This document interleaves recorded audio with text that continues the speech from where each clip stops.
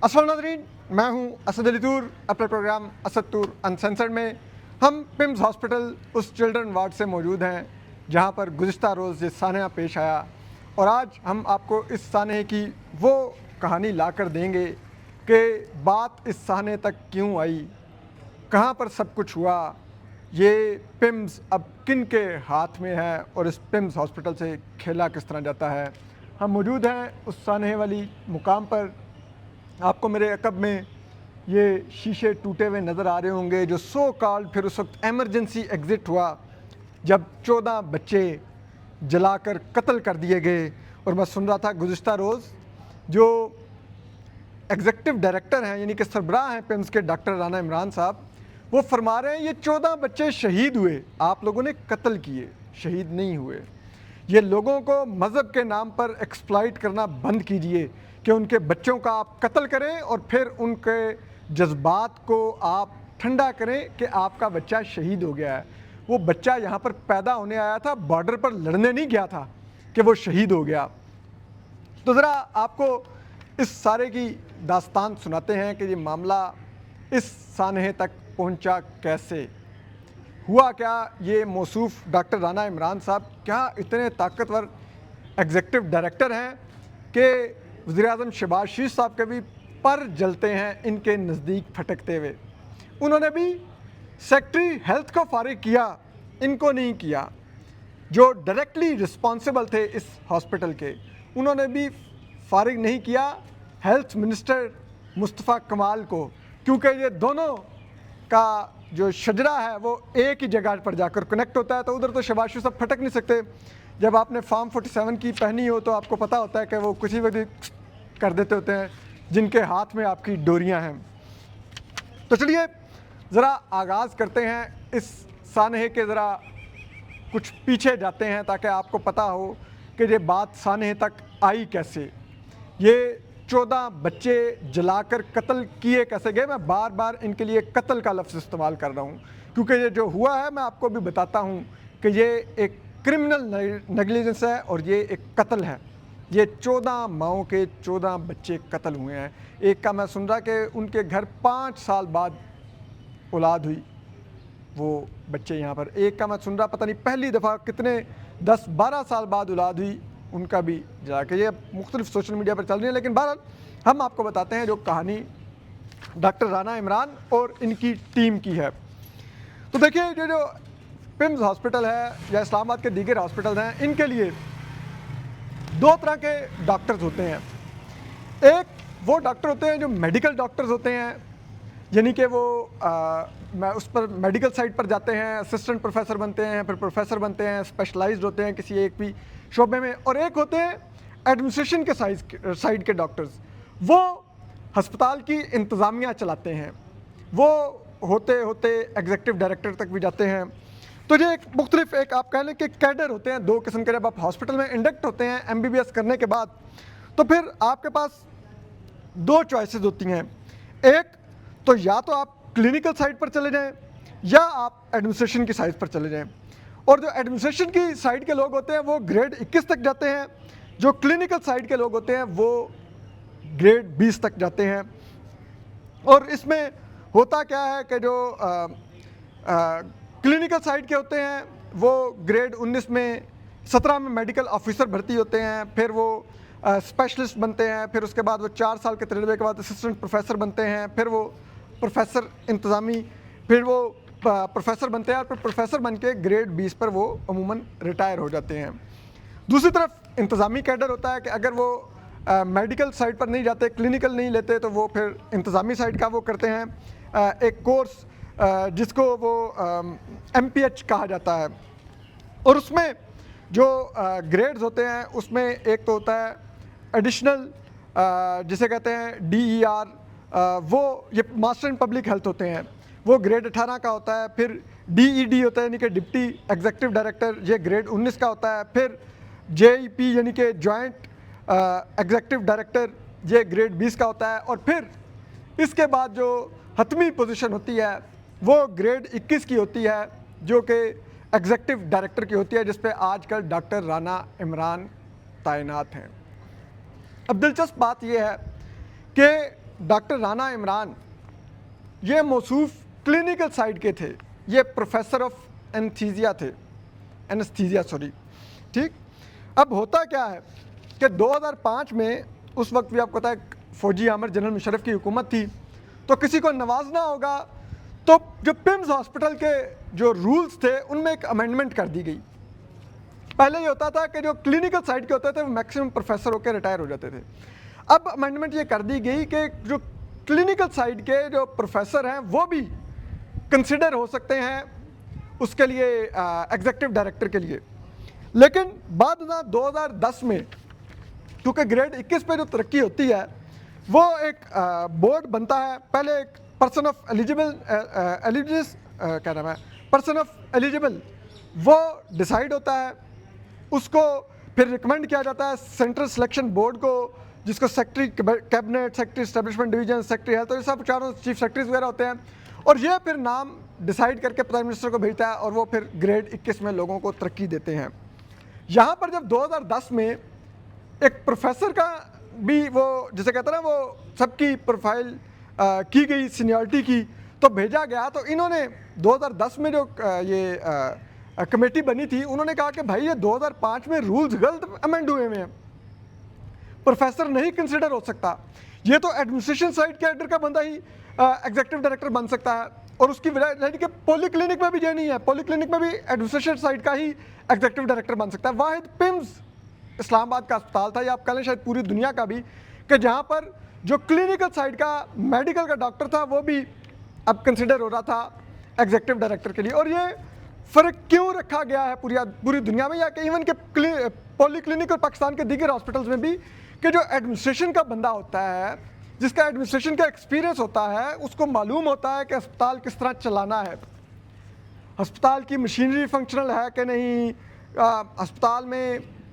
जो बिल्डिंग है वो दुरुस्त है कि नहीं, अस्पताल में कौन सा इक्विपमेंट कम है, अस्पताल में कौन सी अद्वियात आ रही हैं, कौन सी कम है, सब कुछ वो देखते हैं। अमला पूरा है कि नहीं, ड्यूटी रोस्टर ठीक तरह फॉलो हो रहा है कि नहीं, ये एडमिनिस्ट्रेशन के लोग देखते हैं। जो लोग इलाज मुआवजा करते हैं, जो मेडिकल साइड के होते हैं, वो ये चीज़ें नहीं इंतज़ामी जानते होते, वो तो अपनी ड्यूटी करते हैं, मरीज़ों का इलाज करते हैं, तो इसलिए उनको अस्पताल की इंतज़ामिया नहीं दी जाती, उनको मेडिकल साइड पर ही रखा जाता है, जबकि इंतज़ामी साइड पर वो डिफरेंट कैडर है जो हमने आपको एक्सप्लेन कर दिया।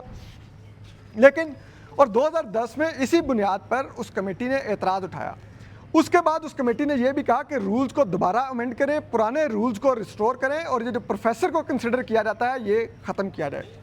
लेकिन बहरहाल एक डिफेक्टो सिस्टम रिस्टोर हो गया, और उसके बाद दोबारा से सिर्फ एडमिन साइड के लोग एग्जीक्यूटिव डायरेक्टर के लिए कंसिडर होने लग गए। फिर करते करते 2023 आया, पीडीएम की शहबाज शरीफ सरकार आ चुकी थी हुकूमत में, वफाकी वज़ीर सेहत थे अब्दुल कादिर पटेल साहब। उनके दौर में जब एग्जीक्यूटिव डायरेक्टर पिम्स रिटायर हुए, ईडी जो थे, तो उनकी जगह पे जो डॉक्टर राना इमरान साहब हैं, इनको लुक आफ्टर चार्ज दे दिया गया, यानी कि इनको एक्टिंग ईडी भी नहीं बनाया गया, इनको सिर्फ लुक आफ्टर का चार्ज दिया गया कि जी आप फ़िलहाल डे टू डे अफेयर चलाएं जब तक नए ईडी का तकर्रुर नहीं हो जाता। लेकिन डॉक्टर राना इमरान साहब जो कि वैसे प्रोफेसर ऑफ एनेस्थीसिया हैं, उन्होंने बड़ा स्मार्टली यहाँ पर मैनूवर किया, और उन्होंने कॉन्फ्लिक्ट ऑफ इंटरेस्ट की तमाम धज्जियाँ बिखेरते हुए अपनी तरफ से ही एक वो बना के वो पैनल चैनल ये वो भेज दिया उधर कमेटी को कि जनाब इनमें से ईडी का तकर्रुर कर लें। यहाँ पर कुछ डॉक्टर्स ने एतराज़ किया कि ये कैसे हो सकता है, 2010 में कह दिया गया है कि प्रोफेसर नहीं कंसिडर हो सकता, और फिर इस्टेब्लिशमेंट डिवीज़न ने भी जवाब में यही भेजा कि जो प्रोफेसर हैं वो नहीं कंसिडर हो सकते। ये 2023 में हो रहा है, वो 2023 या 24 में वो एडमिन की साइड के लोग ही कंसिडर होंगे। लेकिन डॉक्टर राना इमरान कहाँ बैठने वाले थे। अब उन्होंने ये किया कि उन्होंने अपने आप को बनवाना तो था। मीनवाइल ये case federal public service tribunal में, if I am not wrong, वहाँ पर भी चैलेंज हुआ, या कहीं भी किसी कोर्ट ऑफ लॉ में ये गया, वहाँ पर से ये फैसला आया कि जो कंसिडर होगा ईडी के लिए उसके लिए स्ट्रिक्टली जो क्राइटेरिया और मेरिट है उसको फॉलो किया जाए। अब क्राइटेरिया और मेरिट जो इवन कि अगर 2005 का भी फॉलो किया जाता या 2010 में भी जो मिनट्स ऑफ मीटिंग में तय किया गया या 2023 में उसमें ये था कि अगर बिलफर्ज आपने जो क्लिनिकल साइड के किसी को कंसिडर करना भी है तो आप बराए मेहरबानी उस बंदे का 2 साल का MPH का तजर्बा होना चाहिए, डिग्री होनी चाहिए उसके पास। अब मौसूफ डॉक्टर राना इमरान साहब जो कि इस वक्त एग्जीक्यूटिव डायरेक्टर हैं, इनके पास कब की डिग्री थी? इनके पास 2023 जून की डिग्री थी और ये फैसला आ रहा है 2024 में कहीं आखिरी क्वार्टर में। फिर एक नया बोर्ड बना और उसने कहा जी कि फरवरी 2024 तक 2025 तक हमारे पास फहरिस्त भेज दी जाए नामों की जो सीनियर हैं और फिर उनमें से हम मेरिट देख के कंसिडर करेंगे। अब मार्च में उन्होंने नॉमिनेट करना था परमानेंट ED। डॉक्टर साहब ने जो फहरिस्त भिजवाई डॉक्टर राना इमरान साहब ने 2025 में, उसमें उन्होंने अपना नाम भी भेजा। अब दिलचस्प बात यह है उन्होंने भेजा, जिसने भेजा उनका नाम फिर गया। अब दिलचस्प चीज़ यह है कि उस वक्त तक डॉक्टर साहब के पास अगर उनकी MPH की डिग्री मान भी ली जाए तो वो उसने 2 साल पूरे नहीं किए थे, वो अभी भी 4-5 माह जूनियर थे उस लिहाज से जो एलिजिबल क्राइटेरिया है वो नहीं कंसिडर हो सकते थे। लेकिन उसके बावजूद फिर जो ये शहबाज शरीफ साहब वाली सरकार थी, इन्होंने डॉक्टर राना इमरान साहब को ED बना दिया।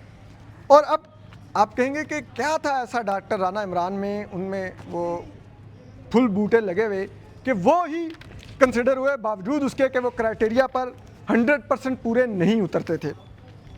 तो आपको मालूम होना चाहिए कि वो बने कहीं मार्च अप्रैल 2025 में परमानेंट एग्जीक्यूटिव डायरेक्टर, लेकिन मार्च 2025 से पहले 26 नवंबर 2024 भी आया था जब ये लुक आफ्टर ED थे पिम्स हॉस्पिटल के। तो आपको पता है 26 नवंबर को PTI वाले एहतजाज लेकर इस्लामाबाद आए थे। वहाँ पर बड़े इल्ज़ामात हैं कि गोली चली, गार्डियन की स्टोरी पढ़ लें, आप दीगर BBC की स्टोरी पढ़ लें। वहाँ पर क्या हुआ, यहाँ पिम्स हॉस्पिटल में मतीउल्लाह जान इन्वेस्टिगेट करने आए कि कितनी डेड बॉडीज़ मुजाहिरीन की पिम्स हॉस्पिटल में आई हैं, तो आपको पता है पार्किंग से उठा लिए गए। फिर अब आप ज़रा मुझे रिकॉर्ड पर ढूंढ के दिखाइए कि किसी मुजाहिरीन की डेड बॉडी की पिम्स ने रिकॉर्ड दिया हो कि 26 नवंबर को इतने मुजाहिरीन की लाशें हमारे पास आई थीं। कुछ रिकॉर्ड पर नहीं है। तो जाहिर बात है एक्टिंग तो नहीं, लुक आफ्टर ED कौन थे? डॉक्टर राना इमरान। तो फिर इतनी अच्छी पिम्स की रिपोर्टिंग के बाद डॉक्टर राना इमरान ही ने तो बनना चाहिए था इनको, जिसे कहते हैं गालबन यही उनका फिर मेरिट कंसिडर हुआ होगा कि चलो फिर इनको ही बनना चाहिए, इतने खिदमत गुजार हैं ये, तो वो बन गए ED। उसके बाद आप देखिए अब यहाँ पर बच्चे 14 जलाकर कत्ल कर दिए गए।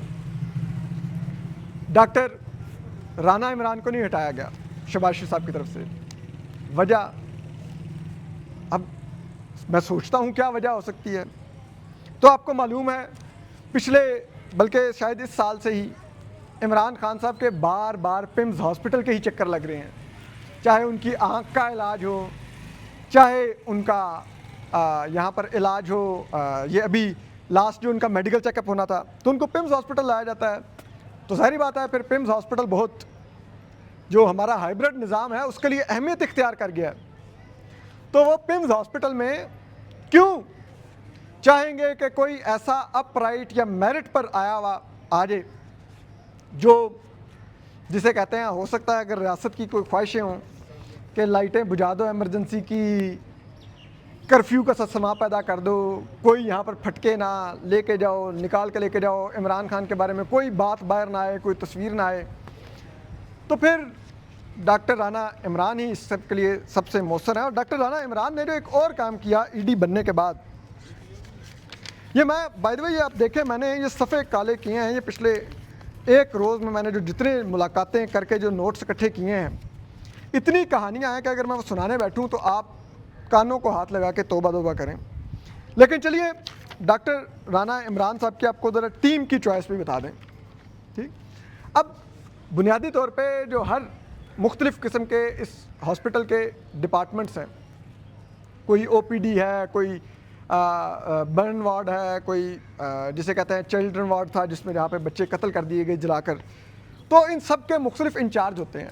असूलन ये इंचार्ज एडमिन साइड के लोग होने चाहिए, मेडिकल साइड के नहीं होने चाहिए, क्लिनिकल साइड के नहीं होने चाहिए, मेडिकल ऑफिसर्स नहीं होने चाहिए। लेकिन अब आप सुनिए, जो डॉक्टर राना इमरान है उनकी चॉइस ऑफ टीम देखिए। अभी मैं आता हूँ साने के ऊपर भी कि डॉक्टर नवीद है, मेडिकल ऑफिसर हैं, इंचार्ज ओपीडी हैं, एडमिन के नहीं है, मेडिकल ऑफिसर हैं। Doctor Sharjeel again medical officer हैं, एमपीएच नहीं है, डायरेक्टर इमरजेंसी हैं। डॉक्टर राबिया बलोच साहिबा अगेन मेडिकल ऑफिसर हैं, वो एमपीएच नहीं है, डायरेक्टर चिल्ड्रन अस्पताल। Doctor Nasir assistant professor cardiology हैं, अगेन डायरेक्टर कार्डिक सेंटर हैं। फिर डॉक्टर नवीदा क्या नुशेरा अमजद, ये गायनी की प्रोफेसर हैं, ये डायरेक्टर एमसीएच हैं। ठीक, फिर doctor Sadia Nisar again medical officer हैं, डिप्टी डायरेक्टर एमसीएच हैं जहाँ पर ये बच्चे कत्ल हुए। ठीक है, कोई एडमिन से ताल्लुक़ नहीं है। डॉक्टर अब्दुल खालिक प्लास्टिक सर्जन, ये डायरेक्टर बर्न अस्पताल हैं, प्लास्टिक सर्जन को बर्न अस्पताल का बनाया हुआ है और ये भी कोई एमपीएच मेरे ख्याल में नहीं है। Doctor Rana Fatima medical officer again director indoor हैं। ठीक है, एमपीएच नहीं है। फिर director house keeping director planning and development, ये भी डॉक्टर जुफ्शा हैं। फिर डायरेक्टर हाउस कीपिंग एक मेल नर्स लियाकत साहब हैं। अब देखिए, मैं इन जो डॉक्टर्स के नाम नहीं हैं, मैं इनकी मेडिकल प्रोफेशन पे क्वेश्चन नहीं उठा रहा। ये अच्छे डॉक्टर्स होंगे, अच्छा इलाज करने की इनकी सलाहियत होगी, काबिलियत होगी, लेकिन ये एडमिनिस्ट्रेशन के लोग नहीं हैं। ये इन डिपार्टमेंट्स को, ओपीडी, एमरजेंसी, चिल्ड्रन अस्पताल, कार्डिक सेंटर वगैरह को चलाने के लिए ये नहीं है। इनका वो तजर्बा नहीं है, इनके पास वो डिग्री नहीं है, इनके पास वो अहलियत नहीं है। लेकिन ज़रा बताते हैं कि इन सब को फिर लगा दिया गया हुआ है। और वजह क्या है? क्योंकि जब ये उस अहलियत पर पूरा ही नहीं उतरते लेकिन उस पोजीशन को रिटेन किए हुए हैं, तो इनको पता है कि इनके पास ये पोजीशन डॉक्टर राना इमरान साहब के रहमो करम पर है। तो डॉक्टर राना इमरान जो एग्जीक्यूटिव डायरेक्टर हैं वो इनको कंट्रोल कर सकते हैं बड़ी आसानी से। ठीक है, कोई मेरिट पर अगर आ जाएगा, अगर कोई बाहर से आ जाएगा तो फिर क्या होगा? ठीक, उसको तो वो कंट्रोल नहीं कर सकेंगे। मेरिट पर लाना है तो या तो नीचे से प्रमोट करके आप ला के वहाँ पर तैनात कर दें, या फिर बाहर से आप जिसे कहते हैं इंटरव्यूज़ करके नया इश्तिहार दे के ला के वहाँ पे अपॉइंट कर लें। वो दोनों काम नहीं हो रहे। ये मेडिकल ऑफिसर्स के ज़रिए ये तमाम डिपार्टमेंट्स चलाए जा रहे हैं। और फिर एक और जो अब आते हैं इस साने की तरफ, ये तो हमने बताया कि इस साने तक बात आई कैसे। ठीक, कि नाअहल टीम आउट ऑफ मेरिट बना हुआ जो एग्जीक्यूटिव डायरेक्टर, लेकिन क्योंकि वो कुछ लोगों का लाडला है तो उसको तो कोई नहीं हिला सकता। यहाँ तक कि हमें ज़राए ने बताया कि गुज़िश्ता रोज़ भी कोई आया यहाँ पर और वो आके कह के गया कि डॉक्टर राना इमरान को तुम लोगों ने सपोर्ट करना है। अब वो कोई कौन आया? वो हाइब्रिड निज़ाम से कोई आया था। अब ज़रा आ जाते हैं, बाय द वे मुझे उनका नाम मालूम है लेकिन फ़िलहाल नाम नहीं लेते। अच्छा, अब आपको बताते हैं कि ये हॉस्पिटल का सिस्टम है क्या।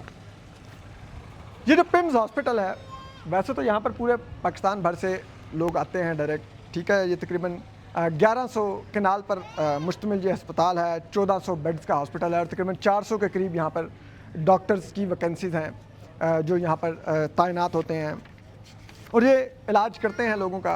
अब दिलचस्प बात यह है कि पिम्स हॉस्पिटल को जो इसके पीछे आइडिया था वो ये था कि ये टर्शरी केयर हॉस्पिटल होगा। टर्शरी केयर हॉस्पिटल का मतलब होता है कि बहुत कॉम्प्लिकेटेड केसेस यहाँ पर लाए जाएंगे और उन केसेस को लाने का भी एक प्रोसीजर होना चाहिए था। और वो प्रोसीजर ये था कि अगर कोई BHU में कोई डॉक्टर गया है, कोई पेशेंट गया है, उसकी हालत ज़्यादा ख़राब है, उसको तहसील डिस्ट्रिक्ट हॉस्पिटल में भेजा जाता है। वहाँ पर भी वो समझते हैं कि इसका इलाज हमारे पास मुमकिन नहीं है, वो रेफ़र करते हैं डिस्ट्रिक्ट हेल्थ हॉस्पिटल को, DHQ को, वो भी समझते हैं कि हमारे पास नहीं है। तो फिर वो जो इसको भेजेंगे वो फिर इसको भेजेंगे टर्शरी केयर में, यानी कि PIMS में, ठीक है। और ये चारों सूबों से भी हॉस्पिटल्स भेज सकते थे।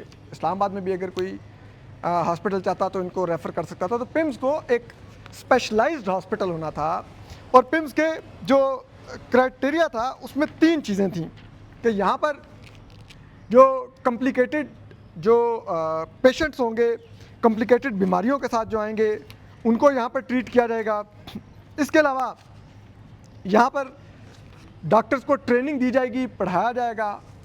और तीसरा, यहाँ पर बीमारियों पर, वैक्सीन्स पर रिसर्च की जाएगी। इसलिए आप देखिए जब कोविड आई तो दुनिया भर के जो बड़े बड़े जो नाम हैं उन्होंने रिसर्च करके वैक्सीन्स तैयार की। पाकिस्तान अपनी वैक्सीन तैयार ही नहीं कोविड के लिए कर सका था क्योंकि हमारे यहाँ पर वो रिसर्च का उस तरह था नहीं। अब आ जाते हैं कि इधर होता क्या है। इसको टर्शरी तो बनाना, लोग एक इन्फ्लक्स है पेशेंट्स का। तो आपको मालूम होना चाहिए कि एक मुल्क है जिसका नाम है दुनिया में जापान। जापान एक बहुत ही अजीम मुल्क है जो दुनिया भर में गरीब मुल्कों की मदद करता है, उनको वो जिसे कहते हैं तैयार करके देता है, मेडिकल फैसिलिटीज़, दीगर तमाम चीज़ें वगैरह। तो उसी जापान का एक इदारा है जिसका नाम है जायका। अब जो जायका था उसने एक काम किया, उसने पाकिस्तान को सबसे पहले ये जो MCH है, मदर एंड चाइल्ड केयर का जो जगह है, ये उन्होंने ही सबसे पहले पाकिस्तान को 96-97 में तैयार करके दी थी। तकरीबन 170 बेड्स का ये था। और फिर अब होता क्या है कि जापान को ही एहसास हुआ 2020 में कि पाकिस्तान के पास जगह कम पड़ गई है, ये बिल्डिंग पुरानी हो गई है, मरीज़ ज़्यादा हो गए हैं क्योंकि पाकिस्तान की आबादी बढ़ गई है। तो उन्होंने कहा कि हम आपको एक और भी बना के देते हैं। उन्होंने एक हमें MCH एक्सटेंशन बना के दी, 100 तकरीबन 63 बेड्स की। और उसके बाद उन्होंने कहा कि जी आइए इसका इफ्तिताह करते हैं। वो चक्कर लगाते रहे जायका वाले, हम उस नई बिल्डिंग का इफ्तिताह नहीं कर रहे थे। वो कहते थे इफ्तिताह कीजिए, अपने मिनिस्टर ऑफ हेल्थ को बुलाइए, ED PIMS खड़े हों, हमारा एम्बेसडर खड़ा हो, जायका का नुमाइंदा खड़ा हो और इफ्तिताह हो कि पाकिस्तानियों को हमने एक नई जो बच्चों के लिए एक बना के दी है, नर्सरी या वार्ड या जो भी कह लें। लेकिन PIMS वालों ने, डॉक्टर राना इमरान साहब वाले PIMS वालों ने, इन्होंने नाक की लकीरें निकलवाईं जायका वालों की। वो आते रहे जाते रहे, इन्होंने इनाग्रेशन नहीं की। इन दिनों तंग आके चाबियां दे के चले गए, यार आप जानो और ये वार्ड जाने, आपने जब भी इसको ओपन करना हुआ कर लेना। लेकिन इन्होंने उस वक्त भी ओपन ना किया, इन्होंने ताले लगा दिए वहाँ पर। नई इमारत, नया इक्विपमेंट, नया सब कुछ, इन्होंने वहाँ पर ताले लगा दिए। और वजह ये करार दी कि हमारे पास तो स्टाफ ही नहीं कि हम इसको कैसे ऑपरेट करें, कैसे इसको ऑपरेशनल करें, ठीक है। और गेमें खेलनी शुरू कर दी कि जी नई वैकेंसीज क्रिएट की जाएँ यहाँ पर ताकि नया स्टाफ आए वगैरह वगैरह। अब इस दौरान होता क्या है कि PIMS हॉस्पिटल में 1980-90 की दहाई से एक सेंट्रल एयर कंडीशनिंग और हीटिंग सिस्टम है जो पूरे PIMS हॉस्पिटल में गर्मियों में हर वक्त AC के ज़रिए ठंडा रखता है, सर्दियों में हीटिंग के ज़रिए टेम्परेचर नॉर्मल रखता है मरीज़ों के लिए। वो सिस्टम कोई 2016, 17, 18 में अपनी लाइफ पूरी कर गया। उसके बाद फैसला हुआ कि नया जो सिस्टम है वो इंस्टॉल किया जाएगा। और वो फिर आहिस्ता आहिस्ता PIMS के तमाम डिपार्टमेंट्स में उसकी अपग्रेडेशन शुरू हुई, तब्दीली शुरू हुई। द लास्ट ये था MCH जहाँ पर उसने अभी अपग्रेड होना था और यहाँ पर स्प्लिट AC लगे होते थे, ठीक। यानी कि वो सेंट्रल एयर कंडीशनिंग सिस्टम नहीं था। अब स्प्लिट एसी के एक टाइम होता है, सेंट्रल एयर कंडीशनिंग सिस्टम तो 24 आवर ऑन रह सकता है, लेकिन जो स्प्लिट एसी होगा, अगर आपने घर में भी लगा हुआ दीवार पे देखा हो, तो वो हर घंटे 2 घंटे बाद ट्रिप हो जाता है, फिर उसको चलना होता है, फिर वो चलता है। और अगर आप उसको बहुत स्लो स्पीड पे टेम्परेचर पे ले जाएं 15-16 पर, तो फिर तो वो चलेगा तो सही 24 घंटे, लेकिन अगर वो 24 घंटे चलता रहेगा वो गर्म होगा, उसकी इतनी कैपेसिटी नहीं होती। तो यहाँ पर भी क्योंकि वो सेंट्रल एयर कंडीशनिंग सिस्टम तो अपग्रेड होना था, वो ख़राब हो चुका था, तो पिछले कई सालों तक स्प्लिट एसी लगे हुए थे बच्चों की नर्सरी में। अब बच्चों की 2 किस्म की नर्सरीज थी। एक थी NICU वो थी जहाँ पर वो बच्चे आते थे कि जिनकी ज़िंदगी बहुत ख़तरे में होती थी, उनको बहुत से मसाइल का सामना होता था, तो उनको NICU में ट्रांसफ़र किया जाता था। दूसरी थी नर्सरी बच्चों की, वहाँ पर वो बच्चे रखे जाते थे जिनको सांस की प्रॉब्लम होती थी, प्रीमेच्योर पैदा होते थे, तो वो बच्चे इस नर्सरी में होते थे। अब हुआ ये कि जब जहाँ पे सिस्टम अपग्रेड होना था सेंट्रल एयर कंडीशनिंग का, तो उस वक्त फिर पिम्स वालों को याद आया कि चलो यार, वो जो जापान वाले नई बिल्डिंग बनाकर दे के गए हैं उसमें शिफ्ट कर दिया जाए। वहाँ पर कुछ माओं के वार्ड शिफ्ट कर दिए गए, NICU शिफ्ट कर दिया गया, लेकिन जो दूसरी नर्सरी थी वो यहीं पर रही, वो भी शिफ्ट नहीं की गई। और जो एक SOP था कि हर कुछ घंटे बाद ये जो स्प्लिट एसी है इसको बंद करेंगे, थोड़ा रेस्ट देंगे, वो SOP भी ज़रा कहते हैं कि फॉलो नहीं हो रहा था। मीनवाइल इधर से जो एग्जिट के रास्ते थे उनको ताले लगा के बंद किया गया था। और कुछ ज़राए ने यह भी इल्ज़ाम लगाया कि डॉक्टर राना इमरान साहब हैं, इन्होंने तो कभी जहमत भी नहीं की कि ये पिम्स का राउंड लगाएं। ये आज भी डॉक्टर ऑफ एनेस्थीसिया हैं, ये वहीं पर बैठना पसंद करते हैं। हालांकि दीगर डॉक्टर ऑफ एनेस्थीसिया भी मौजूद हैं, डॉक्टर नाहिद और दीगर लोग, उनके होते हुए ये अभी भी वो भी ज़राए कहते हैं कि चार्ज अपने पास रखते हैं, तो ये एडमिनिस्ट्रेशन कैसे चलाएंगे हॉस्पिटल की। तो बहरहाल फिर वो वक्त आ गया कि ये सानिया हो गया, लेकिन ये सानिया भी बिल्कुल अचानक से नहीं हुआ।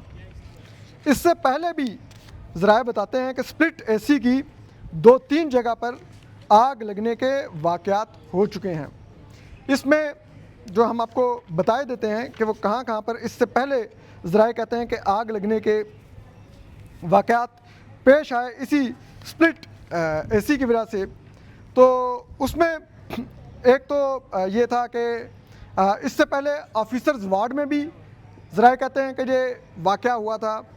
फिर एक और मेडिकल नर्सिंग स्कूल है, वहाँ पर भी कहते हैं, जहाँ पर फ़ीमेल नर्सेज रहती हैं, वहाँ पर भी ये वाक़या पेश हुआ। और आज से कुछ 25 दिन पहले ये वाक़या कहते हैं पेश हुआ, और वहाँ पर एक कमेटी भी बनी जिसने सिफारशात भी दी कि ये एक बड़ा संगीन मामला है और उस पर कोई सानिया हो सकता है, तो इस मामले को देखा जाए और इन चीज़ों को करेक्ट किया जाए। लेकिन उसके बावजूद ED साहब ने ज़रा कहते हैं कि कोई जहमत नहीं की, इसके ऊपर कोई तवज्जो देने की।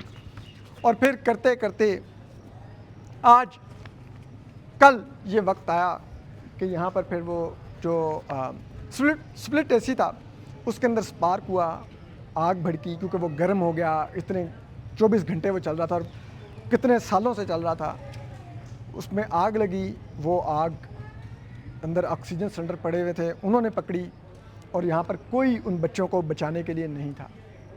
फिर जो आए वो ये शीशे तोड़ते रहे, वो उधर सीढ़ियाँ लगाते रहे कि किसी तरह से बचा लिया जाए। माएँ तो उधर से पकड़ पकड़ के निकाल ली गईं, लेकिन जो बच्चे थे 14 वो जल कर कत्ल हो गए। ये एक नाअहली की दास्तान है। और मैं आपको फिर कहूँगा कि ये सफ़े काले हुए, मैंने आपको लफ्ज़ ब लफ्ज़ सब कुछ नहीं बताया क्या क्या यहाँ पर होता है। अगर वो बताने बैठूँ तो शायद आप लोग सर पकड़ लें कि ये मुल्क किस किस्म का निज़ाम है। लेकिन आप याद रखिए, इस मुल्क में हमेशा जो लोग रियासत को सर्व करते हैं उनको नवाजा जाता है। जो पाकिस्तान को या 25 करोड़ भूखे नंगे अवाम को सर्व करना चाहते हैं उनको कभी ओहदे नहीं मिलते। ये निज़ाम बना ही ऐसा है कि इसकी छलनी से कोई काबिल और अहल शख्स नहीं गुजर सकता। आप सब लोग वो काकरोच हैं जिनको बूटों तले कुचल दिया जाता है। अपना भारतीय काकरोचों से मुवाजना मत कीजिएगा। ये शहबाज शरीफ साहब जो आपके प्राइम मिनिस्टर हैं, पाकिस्तानी अवाम की इस मुल्क में औकात क्या है बाय द वे, इस 25 करोड़ अवाम की। हम इस रियासत के आइन को मानते हैं, आइन जहाँ पर रियासत को इख्तियार देता है कि वो कानून के मुताबिक ताकत का इस्तेमाल कर सकती है, वहाँ पर शहरियों को भी हक देता है कि वो अपने हकूक़ के लिए पुरअमन एहतजाज भी कर सकते हैं, जद्दोजहद भी कर सकते हैं। लेकिन क्या ये रियासत हमें ये हक देती है? ये गोली चलाते हैं। आप आइए सड़कों पर इन 14 बच्चों का हिसाब करने के लिए और देखिए आपको कहाँ कहाँ पर गोली लगेगी। हम इस रियासत को अपना खून पसीना निचोड़ के टैक्स देते हैं ताकि शहबाज शरीफ जैसे फार्म 47 वाले प्राइम मिनिस्टर भी रेड कारपेट पर फिरें, पूरी दुनिया में जहाज़ों में फिरें, प्राइम मिनिस्टर ऑफिस के लग्जरी दफ्तर में बैठें, प्राइम मिनिस्टर हाउस के करोड़ों के बजट वाले घर में बैठें। लेकिन उसके बदले हम क्या मांगते हैं इनसे कि हमें बुनियादी सेहत की सहूलत तो दे दो, हमें बुनियादी तालीम तो दे दो। लेकिन ये हमारे 14 बच्चे भी हैं जहाँ जला के मार देंगे, लेकिन हमें ये सहूलत नहीं देंगे। खुद लग्जरी इंजॉय करेंगे, हमें नहीं कभी मिलेगी, क्योंकि हम वो काकरोच हैं जो बूटों तले रौंद दिए जाते हैं। हमारी हैसियत इतनी ही है इस मुल्क में। यही आज का पाकिस्तान है जो आपको समझना होगा कि इस पाकिस्तान में आपकी औकात इतनी ही है कि आपका प्राइम मिनिस्टर एक एग्जीक्यूटिव डायरेक्टर पिम्स को नहीं हटा सकता, एक हेल्थ मिनिस्टर मुस्तफ़ा कमाल को नहीं उठा सकता, क्योंकि वो मुस्तफ़ा कमाल आज नए सूबों का वकील है ताकतवर लोगों का। और मौसूफ फरमाते हैं मैंने एहतसाब के लिए खुद को पेश कर दिया, प्राइम मिनिस्टर मेरे बॉस हैं। हजूर एक अपनी अखलाकियात भी होती हैं। आपका काम था आप इस्तीफ़ा दे देते फौरी तौर पे, वो आपने नहीं दिया। और आपको पता है शहबाज शरीफ की तो इतनी औकात ही नहीं है कि आपको इस ओहदे से हटाए। तो हम लोगों को अपनी औकात तो पता होनी चाहिए और दिन गुजारते जाइए, यूं ही दिन गुजरेंगे। ना इस मुल्क ने बेहतर होना है, ना इस आवाम को कोई इज़्ज़त मिलनी है। हमारे बच्चे भी जल के मरेंगे। कल एक नए सान्हे का इंतज़ार कीजिए, फिर हम उसके ऊपर रिपोर्ट करेंगे। अपना ख्याल रखिए। अल्लाह हाफ़िज़।